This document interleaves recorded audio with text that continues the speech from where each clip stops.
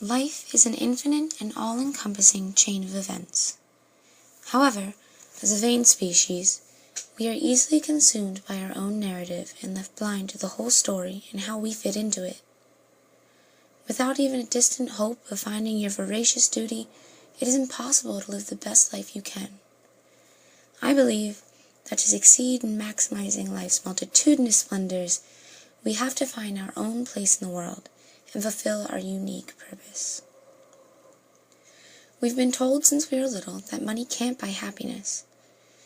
It may come pretty close sometimes, but at the end of the day, all the material goods in the world won't satisfy the complex ambitions that our imaginations engineer.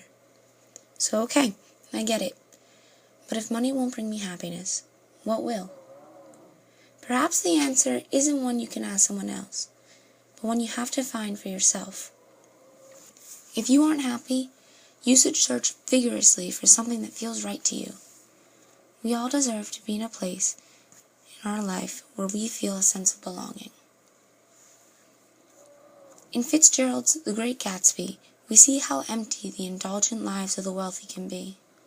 Daisy was beautiful, rich, well-liked, and still her existence was merely whimsical. She had no plan or ambition. She thought only to reach for the tangible and garish pleasures she could buy. Still, though, she was never satisfied or sure of what she wanted. I can't blame Daisy for using what she had to attempt bettering herself, though. You better believe if I had a small fortune, there'd be a bit of a pep in my step as well. But even when I find my small fortune of $10 in a lost pants pocket, it doesn't make me as happy as when I really feel at home in the world. When I first started singing, and then helping other people with their music, something clicked. I took everything the world was handing me and came out with a purpose. And that's what I think you have to do. In The Sun Also Rises, Ernest Hemingway follows a group of aimless and distraught adults. A war shook their lives to the core, and when it was over, they were left lacking a foundation. They drank their way through every day, searching for brief pleasures and distractions from their pain. This collection of lost souls knew their haphazard life wasn't bringing them joy, but chose to detach themselves from the world rather than finding out how they belong in it. It can, of course, be tempting to try to fit into any preset role, but as the sorrowful woman showed us, we cannot make ourselves something we are not. Trying to play a part that wasn't meant for us tears us down from the inside out and leaves merely a pathetic shell of what we could have been. The woman was not meant to be a housewife, just like I'm not meant to be an athlete, but that's okay. To fulfill our own spectacular purpose, we have to shed the preconceptions of who we think others want us to be, and embrace the exciting adventure of finding who we are truly supposed to be. The first step to starting this great adventure is to look at yourself and appreciate what's already there. You're awesome. I mean, probably.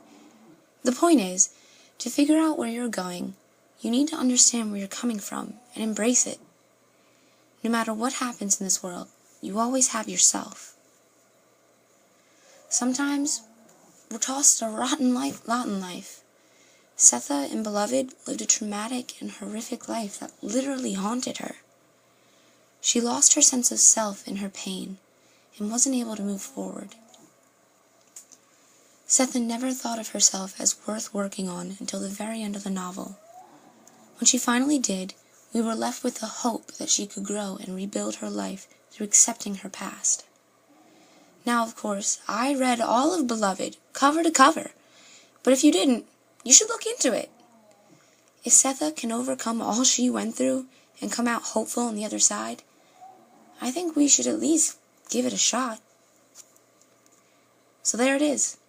I hope I have kept your attention with this riveting affirmation of my beliefs. In case you dozed off, though, I believe that every one of us has a place in the world, and we have to find it to live the greatest life possible. It may seem fine to dance through life, but we have to think about when the music stops playing. Where are we going to end up? I have a pretty good idea of where I'm gonna be. Maybe I'll see some of you there.